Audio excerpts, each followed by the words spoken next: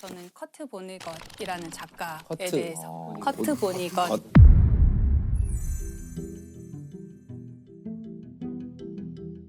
이분이 제일 잘 알려진 건 제오도살장이라는 소설을 쓴 게 많이 알려져 있고, 전쟁을 반대하는 소설이기도 하고 중간에 이제 외계인한테 납치당하고 이런 얘기가 나와요. 그래서 SF 소설이라고 분류가 되기도 하고요. 그래서 제가 흑역사 이야기를 하면서 이분의 이야기를 가져온 것은 우리 인류가 갖고 있는 이 흑역사 때문에 개인들이 얼마나 많은 피해를 보았는가, 그것을 아주 생생하게 기록한 사람이에요. 저는 이제 이 작가 자체에 대해서 좀 얘기를 하고 싶은데요. 이분 1922년에 태어났고 미국으로 이민 온 독일계 이민자 가정에서 태어났어요. 근데 1922년에 미국에 있는 독일 사람이라고 하면 독일에 대한 어떤 혐오의 정서가 이제 시작되는 거예요. 그래서 독일 사람이라는 걸 밝히지 않는 게 생존에도 유리할 뿐만 아니라 그 가족들도 독일의 뿌리가 있었다는 걸 잊고 싶어 했대요. 네. 그래서 집안에서 독일어를 쓰지 않기로 결정하고 그냥 미국 사람이야. 미국인으로서 정체성을 가지려고 노력했던 것 같아요. 고등학교 때에도 그 교내 학보사 이런 데서 글을 쓰고 이렇게 글 쓰는데 재능이 있었어요. 대학을 가는데 부모님이 좀 실용적인 학문을 하지 않으련 이러면서 강요를 해서 뭐 생화학과에 진학을 하게 됩니다. 실용적인가요? 그러니까 그 당시에 전쟁이 끝나고 나서 생화학이라는 게 굉장히 유용한 학문이었겠죠. 써먹을 돈가스도 때가 만들 너무 수 많잖아요. 있고. 그래서 무려 코넬 대학교에 생화학과를 들어갔는데 너무 자기 적성이 안 맞았던 거예요. 그래서 또 학보사에서 글이나 쓰고 이러면서 학교를 거의 다니다 말다 했어요. 근데 학교를 다닐 때 ROTC 같은 걸 하고 있었던 것 같아요. 그래서 예비 장교 이런 훈련을 하고 있었는데 다시 전쟁의 분위기가 막 무르익으면서 곧 징집될 것이라는 이제 소문이 막 들려왔던 거죠. 성적도 너무 안 좋았고 학교 생활 제대로 적응하지 못하고 있었고 그냥 자기가 입대를 먼저 해버려요. 그래서 육군에 그냥 들어가게 됩니다. 중간에 휴가를 잠깐 나왔는데 어머니가 집에서 이제 사망하신 거를 보게 돼요. 그래서 굉장히 충격을 받고 사망하신 채 발견된 거예요. 네, 이제 자살하신 모습을 자기가 발견하게 되는데 이 어머니는 집안도 좀 가세가 기울고 뭔가 힘든 일이 있었던 것 같아요. 그래서 어머니가 그렇게 충격적으로 사망한 모습을 자기가 발견했는데 또 다시 가야 되잖아요. 휴가를 나온 사람은 다시 들어가야 되잖아요. 다시 군대에 들어가게 됩니다. 연합군이 파병이 된 거예요. 그 연합군 소속으로 독일에 이제 파병이 되게 됩니다. 되게 묘하네요. 네, 그런데 최전선에 막 배치가 돼버린 거예요. 어떻게 됐겠어요? 바로 포로가 됐죠. 잡혀버리고 말고요. 그 상황에서 이제 독일군의 포로가 돼서 사실 자기 독일 뿌리가 있는데도 네, 이게 누가 적인지 누가 아군인지 사실 이 사람 입장에서는 혼란스러웠을 것 같아요. 이 포로들을 어디로 데려가냐면 드레스덴이라는 곳으로 데리고 가요. 드레스덴이 당시에 약간 공업이 많이 발달한 도시였다고 하더라고요. 그래서 그런 데서 이제 포로로 생활을 하다가 드레스덴에 이제 엄청난 폭격이 오게 됩니다. 이건 이제 연합군이 드레스덴에 폭격을 한 건데 이때 사실 거의 핵무기를 쓴 것과 다름없는 정도의 엄청난 사망자가 났대요. 사실 드레스덴 폭격으로 인해서 거의 도시가 전체가 다 폐허가 됐고 완전히 불타서 살아남은 사람이 거의 없을 정도였는데 근데 이분이 여기서 살아남아요. 이 사람들 어떻게 살아남았냐면 이 포로들이 지하 3층에 있는 고기 저장소에서 피신하고 있었던 거예요. 그러니까 처음에 지하 3층에 있는 고기 저장소로 내려갔을 때는 굉장히 끔찍했대요. 왜냐하면 막 도축한 돼지, 소 이런 게 막 통째로 걸려 있잖아요. 들어갔을 때 굉장히 끔찍한 곳이었는데 밖에서 뭔가 이렇게 쿵쿵 소리가 막 나고 우리 나가면 안 될 것 같다.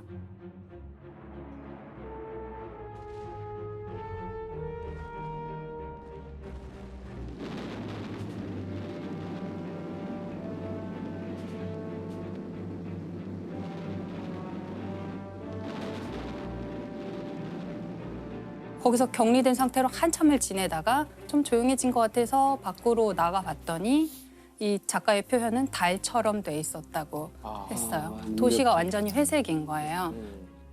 모든 게 다 불타 있고 어떤 곳에는 얕은 지하에 사람들이 피신을 했는데 앉은 상태로 돌아가신 사체들이 막 있을 정도로 너무 일시에 막 폭격이 퍼부어진 거예요. 그래서 이 사람들이 나와가지고 폐허가 된 도시를 재건하는 데 이제 도움을 주게 됩니다. 그렇게 강한 폭격을 입어야만 했고 폭격에서 겨우 살아남아서 나와보니까 너무 잔혹한 풍경을 맞이해야 됐고 거기서 그 속에 있는 시체들을 막 복구해야 되는 그런 작업에 투입이 됐잖아요. 이 모든 일을 겪고 미국에 다시 돌아왔을 때 22살이었어요. 너무 어린 나이에 너무 많은 일을 겪었고 너무 잔혹한 참상을 보고 돌아온 거죠. 아, 세상에. 이 사람은 아마 이 PTSD로부터 평생 자유롭지 그랬을 못했을 것 같아요. 거라고 당연히. 생각해요. 뭐 얼마나 생각났겠어요. 밤에 자려고 누우면 생각나고 내가 막 다시 그 전쟁에 간 거 나가 같고 어디서 쿵 소리만 나면 막 다시 그 전쟁의 공포가 다시 되살아나고 아마 평생을 시달렸던 것 같아요. 이분은 굉장히 이 역사 속에서 너무나 많은 피해를 입은 한 개인인 거죠. 이 제5도살장이라는 책에 보면 제가 지금 말씀드린 이 작가의 이야기가 완전히 책에 다 들어있어요. 작중 인물도 똑같이 군대에 갑자기 끌려가게 되고 군대에서 별로 중요하지도 않은 어떤 보직을 맡고 있다가 또 집에 왔는데 부모님이 누가 사망했고 이런 이야기가 계속 그대로 나와요. 자전적 소설이에요. 네, 굉장히 자전적인 소설이에요. 전쟁에 참전하게 되고 포로 수용소로 끌려가서 아주 가혹한 어떤 대우를 당하고 돌아와서 전쟁이 끝난 다음에 자기 뭐 검안사를 그러니까 안과 의사 그런 걸 하면서 이제 나름대로 자기 인생을 살아가는데요. 살아가는 과정에서 계속해서 다시 전쟁이라든지 과거의 기억으로 끌려가게 됩니다. 그래서 이 소설은 처음 읽다 보면은 도대체 무슨 말인지를 모르겠는 상태로 거의 끝까지 가요. 왜냐하면 장면이 계속 뭐 전투에 끌려가는 장면이 나오다가 갑자기 뭐 신혼여행 첫날 밤으로 갔다가 포로로 끌려가던 기억이 있다가 계속 자기 인생의 랜덤한 위치로 계속 다시 돌아가게 되는 거예요. 저희 시점을 왔다 갔다 하기 때문에 사실 저는 이제 이거 그래픽 노블도 있거든요. 네네 맞아요. 최근에 나왔어요. 네, 그래픽 노블을 보면은 재밌는 장면이 나와요. 그러니까 이게 시간이 막 거꾸로 가는 걸 이제 그 작가가 표현을 한 건데 전쟁 상황을 시간을 거꾸로 보면 되게 재미있게 보이거든요. 땅에 떨어져 있던 맞아요. 폭격기가 하늘로 갑자기 뛰어오르더니 포탄을 막 빨아들여요. 해소하죠. 포탄을 쫙 회수하자 죽었던 사람들이 다시 살아나고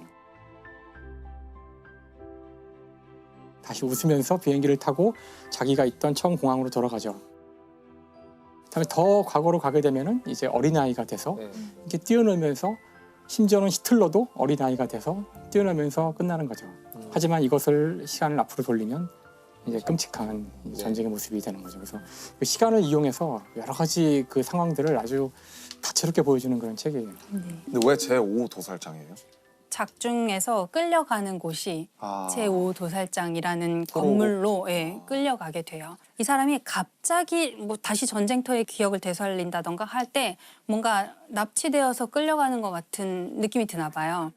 처음에는 이제 기억이 자기를 계속 납치해서 어딘가로 데려다 놓다가 이제 급기야는 외계인한테 납치를 당해요. 그래서 자긴 그냥 집에서 쉬고 있었는데 우리 집 마당에 우주선이 이렇게 오더니 외계인이 나를 데리고 가는 거죠. 트라이팔마도어 행성이라는 곳에 이제 자기를 부려놓는데 인류원이라고 할까요? 동물원 대신에 인류원 같은 곳에 이제 도착하게 됩니다. 거기서 자기는 완전히 발가벗겨진 상태로 내가 먹고 자고 싸고 이 모든 장면을 이 외계인들이 자기를 구경하고 있는 거예요.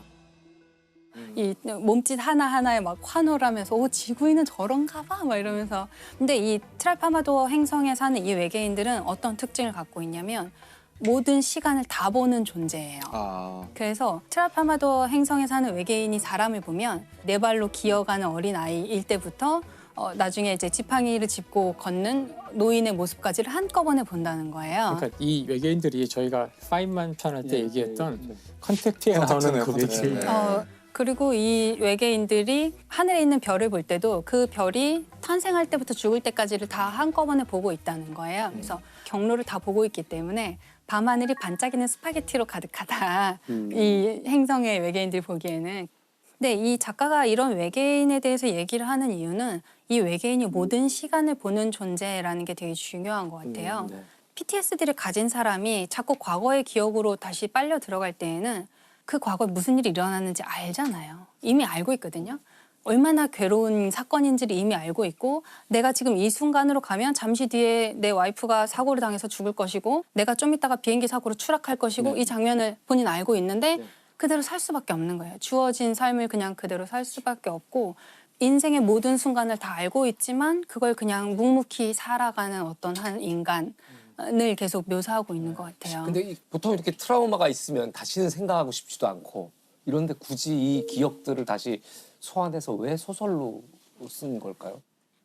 아마 치유의 과정이 아니었을까 생각이 돼요. 어차피 PTSD 환자는 거기서 벗어날 수 없으니까 안 쓴다고 해서 글로 안 가는 것도 아니고 실은 이 트라우마라는 게 인간을 보호하기 위해서 생긴 진화 과정이잖아요. 다시는 그런 일이 겪지 않도록 계속 그걸 기억하게 절대 잊어버리지 않게 계속 상기시키고 안 쓴다고 해서 거기를 벗어날 수 없는데 오히려 쓰면 이게 객관화될 수 있다고 생각해요. 우리가 글을 이용할 때 자신의 생각을 눈앞에 늘어놓고 볼 수 있다는 장점이 있는 거거든요. 그래서 이게 머릿속에서 그냥 있는데 잊어야지 하는 거랑 이걸 써놓고서 이런 사건이 있는데 이게 내가 잊어야 될 대상이라는 명확하게 그럼요. 이걸 실제로 만드는 것도 이걸 치료하는 과정에서는 큰 도움이 되지 그렇게 않을까. 하죠. 그렇게. 그리고 썼을 때 소설로 하잖아요. 그걸 독자가 읽고 훌륭한 작품이다, 감동했다. 저는 이렇게 말해주는 게 굉장히 치유에 도움이 될 거라고 자기의 생각해요. 자기가 겪었던 고통이나 감정을 공감해주는 나누고. 저도 처음에 작가가 됐을 때 뭐 제 개인적인 경험을 잘 쓰진 않지만 그런 걸 쓸 때가 있어요. 그러니까 우회적으로. 근데 쓰기 전에는 쓰면 큰일 날 것 같았어요. 이거 나 혼자만 알고 있는 것이고 아무한테도 말한 적도 없지만 써도 되나 막 이러면서 해서 내놨는데 사람들은 별로 대수롭지 않게 받아들이는 거예요. 그 재밌네. 부분이 어느 소설의 몇 페이지인가요? 글쎄 어딘가 있겠죠. 그래서 사람들이 이걸 보면서 이번 소설 작가님 잘 읽었습니다. 뭐 이번 잡지에 실렸던데 읽었습니다. 근데 별거 아니에요. 그 사람이 나를 이상한 눈으로 보지도 않고 나한테는 굉장히 커다란 어떤 문제가 다른 사람에게는 대수롭지 않은 것일 수 있구나. 요거를 경험하는 것만으로도 저는 굉장히 좋다고 생각해요. 그런 것들이 아마 자기 자신의 PTSD를 치유하는 과정이 아니었을까라고 저는 생각하고요. 사실 이 소설이 나온 거는 69년이에요. 이 소설을 발표했을 때는 또 베트남 전쟁의 시기인 거예요. 그러니까 이분은 자기가 전쟁에 가서 너무나 그 참혹한 것을 알았고 전쟁을 안 했으면 좋겠다는 메시지를 좀 전달하고 싶었던 것 같아요.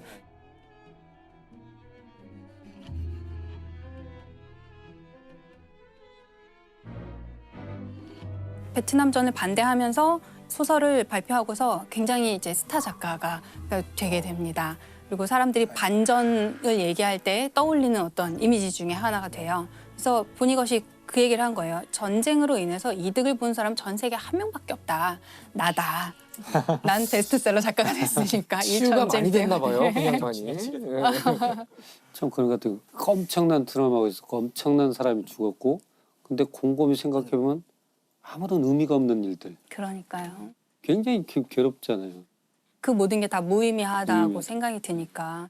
근데 사실 제목이나 내용을 들어보면 되게 우울한 소설일 것 같은 기분이 드는데 맞아요. 실제로는 좀 어떤가요? 실제로는 되게 웃겨요. 웃겨요? 이 모든 상황을 굉장히 우스꽝스럽게 이야기를 하고 처음에 이제 뭐 군대에 끌려갈 때 자기가 얼마나 허접한 복장으로 끌려갔는가. 그런 걸 묘사를 막 디테일하게 하고. 아버지 장례식장에 갔다가 갑자기 끌려간 거예요. 다시 군대로 가야 되는 거예요.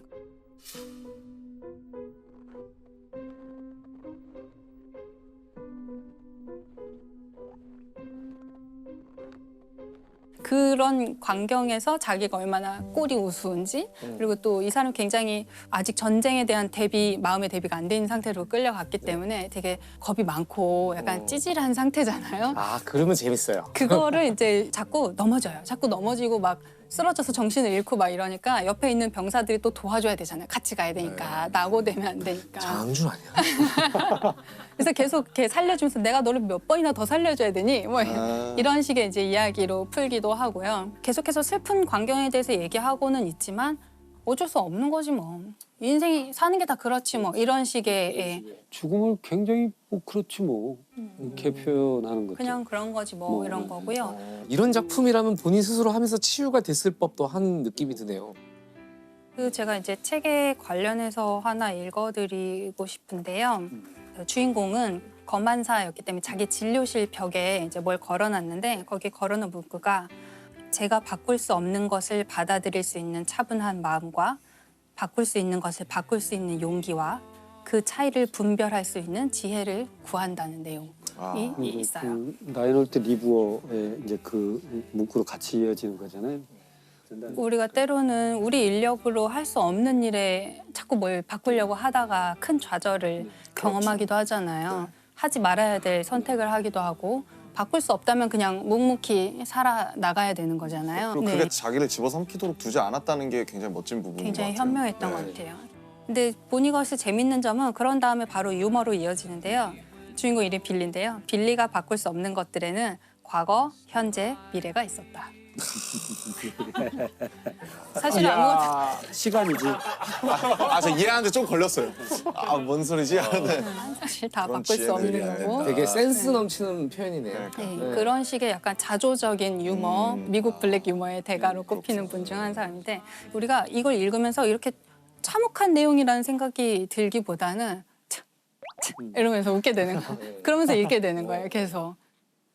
이 작가는 이름 앞에 언제나 천재라는 단어가 붙어 다녀요. 아마 여러분이 다 한 번은 들어보셨을 천재 시인 이상이죠. 야, 그냥 같이 다녀요. 이상. 그렇게 불리는 다른 시인이 없죠. 그러네요. 그래서 오늘 이야기는 일단 그 이상은 누구인가? 이상이라는 인간은 어떤 인간인가? 이상 시인은 1910년생이에요. 일제 강점기로 들어간 바로 그 해에 태어난 분이죠. 그러니까 철저하게 일제 강점기를 사셨던 분이었고 이분의 시를 음미하고 이분의 시에서 와 이래서 천재구나. 네. 왜 그런지 사실 잘 모르는 것 근데 같아요. 어렸을 때 봤던 그게 너무 충격적이지 않았어요? 제1의 아이가 무섭다고. 그러니까 아이가 무섭다고 그러. 그 시가 더 무서워. 그 시가 진짜 무서워. 그 시가 무서워. 괴물이잖아, 괴물. 네. 그렇죠. 그 뜻을 모르고 봐도 그냥 그 자체가 주는 되게 독특한 울림이 있어요. 이게 라임 같기도 하고 읽는 것 자체가 어떤 노래를 듣는 것 같은 느낌도 들고요. 가끔 잠자리에서 애한테 이제 시를 읽어주는데 애들이 이상 시 되게 좋아해요. 그 제1의 아이가 무섭다고 그러고 네, 읽어주신 적 있어요? 그거 되게 읽어주면은 깔깔거리고 웃어요. 그게 이렇게 리듬감이 있잖아요, 사실은. 그렇죠. 그리고 이게 애들은 별 생각 없이 그냥 그 음요를 그냥 느끼면서 읽으니까 왜 1 나오든 2 나오든 왜 계속 나와? 막 몇 번째까지 나와? 이러면서 막 깔깔거리고 웃고 야, 따라서 자기도 막 하고 아이들의 눈으로도 되게 재밌게 읽을 수 있는 시더라고요. 그건 몰랐네요. 저도. 이상으로 인물을 정하고 굉장히 행복했다는 소문이 있으신데 맞아요. 왜인가요? 이제 뒷부분에 나오겠지만 네. 이상 시인이 얼마나 물리학을 사랑했고 우리 같은 부류구나. 이공계였어요, 이제부터. 일본계 사람이죠. 이공계였다는 사실을 어렴풋이 알고 있었는데 이번에 이제 하나씩 그 제 두 눈으로 확인을 네. 직접 데이터를 확인하면서 아 정말 이 사람은 찐 이공계였구나. 그래서 표지부터 의미심장하네요. 그죠? 맞아요. 이거 딱 보면 딱 느낌이 오시지 않나요? 행렬이잖아요, 행렬. 그렇죠? 저는 행렬을 보면 양적하게 떠오르거든요. 벌써 행렬을 보면 이렇게 행렬하고 흥분을 하시는 분 처음 봅니다. 아니 시 표지에 저런 게 있는 시인이 없어요. 그러게요. 그렇죠. 어릴 때부터 본인은 계속 화가가 되고 싶었다고 하더라고요. 화가가 되고 싶어 했어서 여기서 이제 가장 중요했던 것은 이제 지금으로 치면 대학 진학이라고도 볼 수 있는데 네. 당시 경성 고등공업학교에 진학하게 돼요. 그 학교가 나중에 이제 서울 공대가 되는 학교인데 거기 이제 건축학과에 들어가게 돼요. 건축학과에. 거기서 아주 우수한 성적을 거뒀다고 해요. 그래서 수석 졸업을 하게 돼요. 수석 졸업을. 그러니까 수석 졸업을 하자 당시 총독부에서 특채를 해요. 총독부의 건축 관련 부서에서 네. 조선 사람으로서는 쉽지 않은 그런 이제 그렇겠네요. 출세의 가도에 놓이게 된 거죠. 네. 실제 그때 몇 가지 글도 쓰면서 두각을 나타내기 시작해요. 최초의 장편 소설도 쓰고 그림을 그려서 그림이 입선도 돼요. 어이구. 그래서 여기까지만 들으면 참 좋은 시절일 수도 있었는데 바로 딱 이 순간에 최악의 비극이 찾아옵니다. 언제나 기침을 하고 상태가 안 좋아서 네. 병원을 가게 되는데 병원에서 폐결핵 진단을 받아요. 그게 1931년이라고 지금 추정이 되는데 당시에는 치료하기가 너무 어려운 병이었죠. 사실 그 우리가 알고 있는 대부분의 그 이상의 작품들은 바로 폐결핵 선고를 받은 이후에 쓰여진 것들이에요. 대부분 다. 그 여기저기에는 바로 이 폐결핵에 대한 이야기들이 다 숨어 있습니다. 네. 한 개인으로는 굉장히 힘들었던 시기였을 것 같아요. 조선통독부의 건축 부서에 스스로 사표를 내고 호련히 저 황해도로 요양을 갑니다. 요양을 하다가 또 여기서 경성으로 돌아와요. 돌아와서는 다방을 열게 되는데 참, 좀 특이하죠. 네. 제비다방. 제비다방이죠. 이름도 제비다방인데 다방이라는 것이 당시 굉장히 선진 문물이었고 굉장히 핫플레이스였다 그래요. 그때는 다방이 이렇게 막 되게 지식인들이 모이고 살롱 같은 개념이겠죠. 맞아요. 말씀하신 것처럼 그 살롱이라고 있잖아요. 당대의 지식인들, 당대의 작가들, 화가들 이런 사람들이 다 모이는 장소가 돼서 이상이 자신을 이제 알리는 기회를 얻게 돼요. 만난 사람들이 이상을 보고 이건 보통 사람이 아닌 것 같다는 이제 느낌을 네. 천재 같다는 거죠. 그래서 이상에게 기회를 줍니다. 신문에 글을 연재할 수 있는 기회를 줘요. 바로 그 신문에 연재를 한 그 시가 바로 우리 모두 고등학교 때 배운 오감도라는 시죠. 그런 시를 신문에다가 신문사에서 별로 안 좋아했을 것 같은데요. 많은 독자들이 막 분노를 항의를 엄청 예, 그랬을 것 같아요. 그 항의를 하다 못해 이제 분노가 폭발하여 지면 낭비를 하다니 막 온갖 비난이 막 빗발쳐서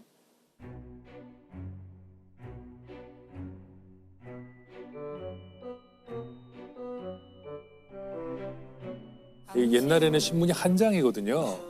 이게 지금처럼 이렇게 많지가 않아요. 그래서 지면 낭비란 말이 있나요? 시 하나를 실으려면 굉장히 이게 큰 비중을 차지하는 건데. 편집자가 대단한 거죠. 대단한 기회를 얻은 거네요. 아무튼. 그래도 신문사에서는 좀 이상에 대해서 좀 호의적이었나 봐요. 그러니까. 그 당시에 그 신문의 편집국장 이런 사람들이 우리 교과서에서 맨날 배우는 이태준, 뭐 김기림, 정지용 이런 사람들이 편집국장 같은 걸 하고 있었기 때문에 문인들을 되게 호의적이었고 당대 최고의 작가들이 이상을 지지했던 거예요. 맞아요. 하지만 일반인들은 이제 몰랐던 것이죠. 그러니까 너무 시대를 앞서갔던 거죠. 그러고 있다가 안타깝게도 그 거리에서 이상이 체포됩니다. 일본 경찰에게. 왜요? 그 이유가 석연치가 않은데 그리고 뭐 조선인이니까요. 네. 더군다나 불량 조선인이고 거동 수상자로 붙잡혀서 한 달 가까이 감옥에 있게 되는데 그 추운 곳에서 그렇게 내동댕이 쳐진 채로 한 달 가까이 감옥에 있어서 극도로 몸이 안 좋아져요. 그래서 풀려나는 건데 결국은 거기서 숨을 거두게 돼요. 사실 이상의 이 짧은 인생을 보면 정말 조금 반짝 자기가 인정받고 뭔가 잘할 수 있을 것 같다는 시기가 잠깐 있었고 그 이외의 대부분의 시간은 제대로 인정받은 적은 별로 없는 평탄치 않았던 그런 삶이었어요. 저는 이분이 조금 더 오래 생존했어야 한다는 게 너무 안타까운 점이에요. 이분의 정말 그 괴물 같은 면, 독특한 면, 이 면을 조금 더 많이 볼 수 있었으면 좋았겠다 이런 생각이 사실 들고요. 이 이상 시인의 이 시가 무슨 상대성 이론과 물리학에 대한 시라고 아까도 비슷한 얘기를 하셨는데 그게 이제 이상은 왜 괴물인가? 아. 이 작품에 대한 여러 가지 해석들이 있을 수 있는데 저는 이제 물리학자니까 이제 물리학자의 시각으로 특화된 그런 이상에 대한 이야기를 이제 해보려고 그래요. 작품에 대한 이야기를. 우선 이상이 얼마나 찐 이공계인가를 보여주는 몇몇 예들을 제가 이제 보여드리려고 해요. 찐 이과가 아니면 쓸 수 없는 그런 표현들이 막 나오거든요. 이건 1933 6월 1일이라는 제목이에요. 천칭 위에서 30년 동안이나 살아온 사람, 어떤 과학자, 30만 개나 넘는 별을 다 헤어놓고 만 사람, 역시 인간 70, 아니 24년 동안이나 뻔뻔히 살아온 사람, 가로 열고 나. 이게 물론 어떻게 해석해야 될지 조금씩 달라요. 다른데 제가 보기에 가장 그럴듯한 해석은 아마 피커링이라고 아시죠? 에드워드 피커링, 미국의 천문학자인데 수많은 여성들을 고용을 해서 그 사람들에게 일을 맡겨서 이분들이 하늘을 분석하고 하는 많은 데이터들을 모았어요. 그래서 천칭이란 게 하늘의 별자리를 보는 건데요. 그 연구해온 사람이 있고 30만 개가 넘는 별들을 헤어놓고 있었다. 이 일을 한 사람을 빗대어서 그 하늘을 보고 그 수십만 개의 별을 분석한 사람들. 하지만 나는 뻔뻔하게 24년을 아무것도 안 하고 살아왔다는 거죠. 그 안에 그 사실 다 들어가 있네요. 그 천문학에 대한 어떤 사랑이 나타나 있고 그러네 관심이 대단했던 거네요, 그죠? 또 다른 시에는 이제 보통 기념이라는 시에는 제가 두세 구절을 읽어드릴 텐데 네. 역시 나는 뉴턴이 가르치는 물리학에는 퍽 무지하였다. 물리학에 낙제하는 뇌수에 피가 묻은 것처럼 자그마하다. 나는 지구의 공전 일주를 기념할 줄 다 알았더라. 뉴턴이나 공전 뭐 이런 그 낙하 문제 이런 것들을 자유자재로 막 사용하고 있고요. 네. 서양에서는 정말 그 현대 과학의 혁명이 일어나고 있던 시기에 과연 우리는 그걸 알았을까? 네. 이게 언제나 궁금했었거든요. 근데 이상 시인의 이 시를 보면 그게 들어있는 것 같고 우리가 생각한 거 이상으로 당시의 그 식민지 시대의 경성은요 굉장히 전 세계 뉴스에 밝았어요. 그래서 이상 정도 되는 지식인들이면 시와 무슨 소설 이런 얘기를 했을 것 같지만 모여서 과학을 주제로 얘기한 경우가 굉장히 많았다 그래요.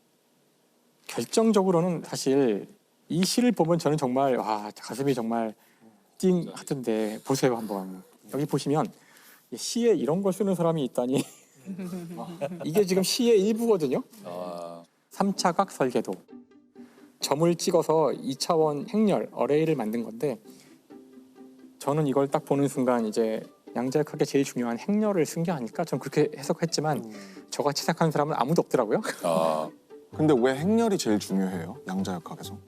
양자역학을 수학으로 쓰는 방법이 두 가지 방법이 있어요. 하나는 하이젠베르크가 만든 행렬 역학이고 다른 하나는 슈레딩거가 만든 파동 역학이에요. 정확히 이렇게 쓰거든요. 이런 식으로.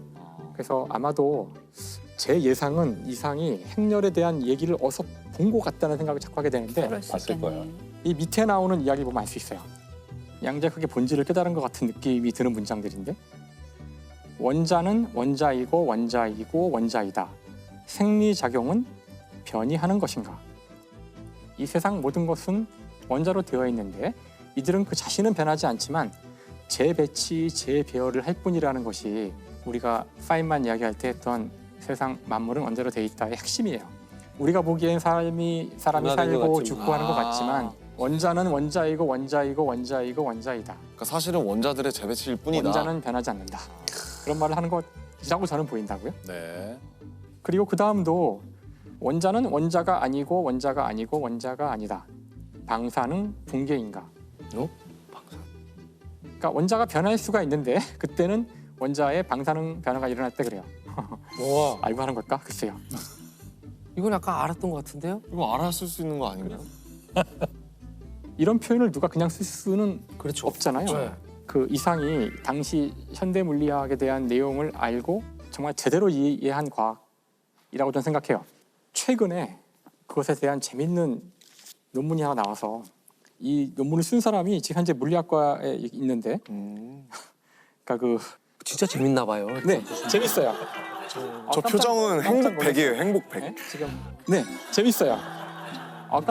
깜짝 놀랐어요. 그래서 이 논문의 주장에 따르면 이상의 그 중요한 시 건축 무한 육면각체네요. 4차원 시공간을 다루고 있는 시다라는 주장이에요. 여기 이 첫 번째 줄에 보면은 사각형의 내부의 사각형의 내부의 사각형의 내부의 사각형의 내부의 사각형. 그 이제 여러분 봤잖아요. 이렇게 반복되는. 네. 얼핏 생각하면 사각형 내부의 사각형 그러면은 사각형이 있고 또 내부의 사각형, 내부의 사각형 뭐하러 이런 짓을 계속 하는 걸까? 러시아 인형 같은 거 아니에요? 맞아요. 러시아 인형을 사각형으로 만들고 있나? 그렇게 볼 수도 있지만 제가 이해를 돕기 위하여 종이와 준비성이. 가위를 갖고 왔는데 만드시게요. 오. 뭘 아, 하시면 요렇게 겹치는구나. 직각으로.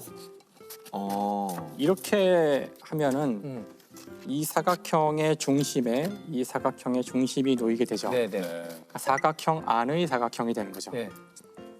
여기에 한 개를 더 끼워 넣으면 이제 쉽진 않은데 일로 끼워놓을 수 있겠죠? 머리에 상상이 되시죠? 네네.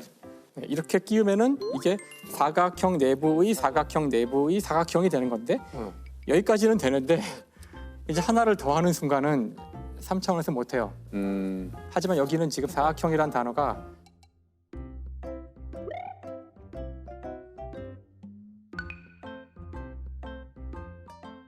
그러니까 이것은 이상은 그 시를 통해서 4차원에서 건물을 지으면 어떻게 될까? 그걸 지금 조감해 보고 있다는 뜻이에요.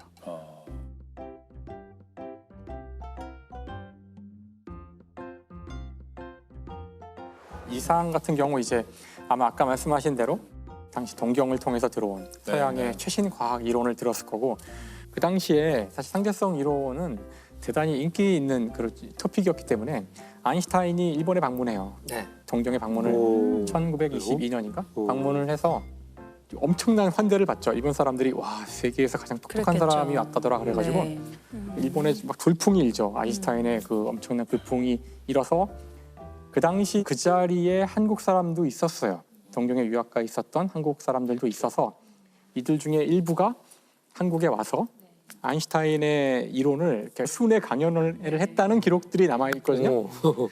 몇 월 며칠 몇 시 몇 분부터 몇 시까지 뭐 신촌에 어디서 아인슈타인의 특수 상대성 이론에 대한 강연을 할 예정이오니 야. 관심이 있으신 분들은 오시기 바랍니다. 그래서 그런 공고들이 있는 네. 걸 보면 그게 지식인 사회에서는 공유가 됐을 거고 그 이야기를 아마 이상이 들었겠죠. 그랬을 것 같아요. 빛의 속도에 대한 문제가 나오고 빛보다 빠르고 느리고 함에 따라 어떤 일이 벌어지고 그렇죠. 우주가 막 변하고 아마 그 차원이라는 단어가 이상한테 꽂힌 것 같아요. 건축가기 때문에 네네. 자신이 아는 모든 기하학은 3차원의 세상이었는데 한 차원을 높여서도 뭔가 기하학을 할 수 있다? 네. 그런 차원의 이야기가 나올 때 수많은 사람들이 시도를 하죠. 내가 차원을 하나 더 하는 방법을 구현하는 방법을 알아만 낸다면 난 전 세계에서 제일 유명한 사람이 되는 거야 이제. 그래서 이제 이공계 대학교 1학년 처음에 뭐 물리 이런 거 배우고 이럴 때 애들이 다 이렇게 연필을 이렇게 3개를 들고 하나의 연필을 더 꽂아보려고 어디다 꽂으면 내가 이 세상 최고 천재가 될 것인가 시도하거든요. 어디다 꽂으면 진짜요? 4차원이 될까. 예. 절대 안 된다는 걸 보일 수 있잖아요. 절대 안 되는데 연필 3개를 이렇게 해놓고서 이제 하나를 더 꽂아보려고 되게 노력을 해요. 근데 아마 그런 시도 중에 하나였을 것 같아요. 우리가 이상을 좀 더 이해해 보자면, 네. 자 여기는 지금 식민지 시대의 경성이고, 자기는 아파요. 네. 그 결핵은 현재 치료법이 나와 있지 않고, 곧 나도 몇 년 안에 죽을 것이고, 그때 문제가 되는 건 시간이죠. 그렇죠. 그리고 자기는 또 식민지 시대의 경성이라는 굉장히 좁은 곳에 살고 있단 말이죠. 옛날 우리 경성은 작았잖아요. 네. 작고 또 사람이 서로 다 알고. 그러니까 지리적으로 그 3차원이라는 세계는 너무 답답했을 것 같아요. 네. 답답하고 그런데 어디선가 누가 차원을 더할 수 있다는 얘기를 하는 거예요. 이게 지금 눈에 보이는 게 전부가 아니고 다른 차원이 있을 수 있고 뭐 이런 얘기를 들으면 굉장히 매혹적으로 들렸을 거예요. 나한테 남은 시간이 얼마 없는데 이것이 상대적으로 달라질 수 있고 어떤 우주에서 어떤 차원에서는 전혀 다른 법칙에 적용된다고 하면 엄청난 매력을 느꼈을 것 같아요. 아마 그래서 자기 자신을 박제됐다고 표현했을 것 그렇죠. 같아요. 3차원 자기는 세계에 있는 거죠. 공간적으로도 또 시간적으로도 갇혀 있잖아요. 어머 안 됐다. 사실 이 묶인 공간을 벗어나는 거는 묶이지 않은 차원을 하나 찾는 것일 수도 있거든요. 그러니까요. 여러 가지 의미가 있을 것 같아요. 그래서 이거 보면서 정말 막 눈물이 와, 이 사람이 정말 내가 찾던 1930년대 우리나라의 그 일제 강점기 경성의 공간에서 과학을 이야기하던 사람이구나. 바로 그가 이상이었어. 내가 찾던 그가. 저는 김상욱 교수님을 오늘 이렇게 신나하고 즐거워한 진짜 초등학생 김상욱을 본 것 같아서 오늘 굉장히 정말 러블리했습니다. 굉장히 진짜 러블리하셨던 것 같아요. 오늘 이 논문을 가져와 주셔가지고 논문이 갑자기 되게 읽어보고 싶은 지금 탐을 내고 있는데 논문 재밌더라고요. 제가 잠깐 봤는데. 벌써 탐이 나요. 탐이 나요? 너무 재밌더라고요. 너무 제가 탐이 잠깐 나요. 봤는데. 자, 2만 원 시작합니다. 아, 패들 드세요. 불면증 있으시거나 이런 분들 특효약입니다. 특효약. 불면증. 이런 연구자들은 금방 찾아서 프린트하세요. 네, 무료기 때문에 무료예요, 다. 열려 있어서. 무료랍니다. 오늘 장사 접읍시다. 이분을 탐구하시는 또 어떤 의미에서 독특한 괴물 같은 연구자들이 이분을 계속 이어나가고 있구나, 이 정신을 이어나가고 있구나를 새삼하게 됐네요. 네. 만약에 이상이 조니 김처럼 건강한 분이라고 생각해 보세요. 건강하고 아주 활달한 사람이라고 생각해 보면은 이상은 지금과는 다른 시를 썼을 거예요. 그러니까 폐결핵이라는 거 그게 자기 생명을 제한하고 있다는 것 때문에 끝없이 다른 차원을 고민했기 때문에 더 놀라운 것들을 써내지 않았나 그런 생각이 들어요.